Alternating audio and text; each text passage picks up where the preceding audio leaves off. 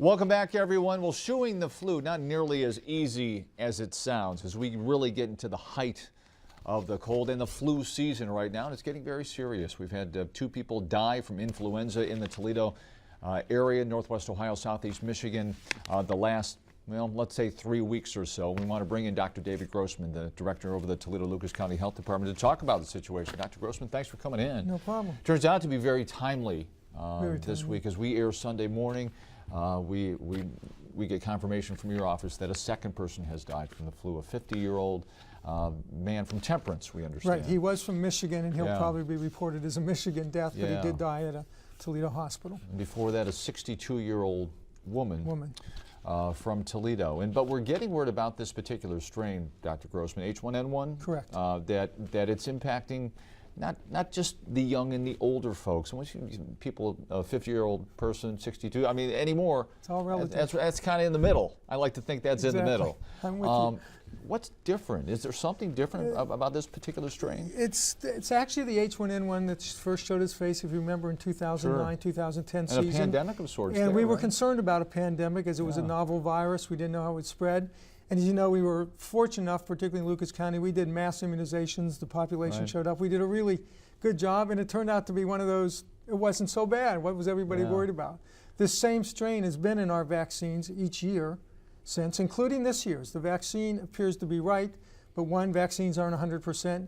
2, this particular virus it still attacks the most severely vulnerable, the very young, the very old, those that are immunocompromised are more susceptible to higher mortality from this disease, but it appears also to have an affinity for the people we don't worry about as getting the flu or is sick from the flu. In other words, the 30, the 40, the 50-year-olds, as you mentioned. So it does have an affinity for that. As you look directly at me in that since I'm older, old enough to be your older brother, the younger people. But having said all that, it does seem to be attacking across the spectrum a lot more than we would expect, and causing disease across the spectrum. Well, and I feel like I've known you for a long time, and if not only directly, but just listening to you over the years, and you're not somebody given to hyperbole.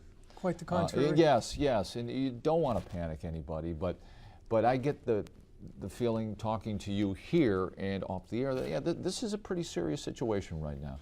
And it is more serious. I remember just talking to media just a couple weeks ago. It doesn't look like much, and within these 10, 14s, and we do them by week when we count in week 52, and now we're in week 1. The CDC does them by the week of the year. We are seeing a dramatic increase in the incidence of people coming down with flu-like illnesses that are influenza by testing. We're seeing the hospitals are just getting overwhelmed right now. They're full from other things, but they're getting very full from flu illnesses, and we are seeing increased illness and unfortunately increased deaths because there is talk of even 1 or 2 more possibly being confirmed shortly after we talk today. Okay, so that's here, and we'll have that information as we air. We'll have that will be borne out as we work our way through this weekend here.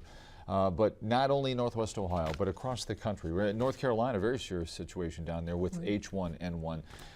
Okay, so let's get to the crux of what people can do, and is it just the common sense things we hear each and every year? Is that all we can do? Number 1, those are the things we preach every year: the hand washing, the hygiene, the good, stay away from people who are sick. And I like to use this opportunity right now to let the community know the people in the hospital are very sick. If you have an illness, if you have a fever, you're not feeling well, even though there may be someone you care about in the hospital or something, don't go. Stay away from those in the hospital, and stay away from those in your family too. It really is, we're not talking quarantine, but we're talking common sense, and don't go in harm's way. And use all the hygiene, hand washing and everything. Don't be passing around the silverware if there's people sneezing, sneeze into your elbow, or anywhere besides where people can be. So it really is a lot of what we preached. It's as important now, and probably more important now than before, because it appears to be far more predominant in the community now. Any rationale as to why we've seen this spike in the last couple of weeks, and it has become a significant problem? And that's the question we're all asking, because every year we sit there in anticipation, is this going to be a good year or a bad year? And then come March and April or May, we say, hey, was it a good year or a bad year? I don't think there is. I don't think this recent cold spell per se had anything to do with it, because we were seeing a marked increase in cases. So you do look at environment, you do look at is there. This appears to be a strain that's taken on a little more, at least across the board, attacking and therefore virulent. So we do wonder, is it spreading easier? Okay. But the other half of that was, you know, the flu vaccine campaign you hope would be broad enough to limit and give what we call herd immunity. In other words, a community protected. Okay. But it isn't as effective as we'd hope right now. Best advice if somebody does come down with the symptoms, is it to call your doctor, not go straight to the emergency room where you could, if you indeed have the flu virus, you could infect someone else, Yeah, I right? couldn't answer it any better than your question. Okay. The key to do if your doctor's there, and I'll call them right away, the drug that's effective for this called Tamiflu, and there's a potential shortage of the liquid form of it right now for kids, so that's going to be a bit of an issue. But there's plenty of Tamiflu for most adults and everyone. Is to call your doctor because the drug is most effective within the first 48 hours of the illness. If you wait 3-4 days, you've been sick, you have it, and then you call or you're getting worse, you got to be seen, but the effectiveness of our treatment becomes less. How do you get ahead of it when somebody is at 3 or 4 days? Because now you've lost a couple of people to this Again, disease. I will tell you, we How very do you? often will probably try the antibiotic or the antiviral Okay. because it may limit the disease. Now, it doesn't necessarily cure it like you think of it, but it does limit its spread, it contains it, minimizes some of the effects. So it's a good drug if done early, not as good, but usable when you get it. And then the rest is really good hydration, staying calm, keeping your fever down. But to be honest, it is a virus that can cause death, and therefore we are having people in the hospital now that are needing oxygen. And it causes death via the lungs. Leading cause of death, typically every winter, is it not, across the country? More or less. I mean, you can avoid trauma and accidents and all that, but no question we lose on the average. You look historically, over 30,000 people a year die in this country from influenza virus. Past couple years, we've really been better. I think it's more luck than anything, but it's been that way. You count, and what we're seeing this year, I bet you 30,000 is not going to look so unusual. All right, serious situation. Maybe this is a silly question. When somebody's had a flu shot, can you get another flu shot? Is that?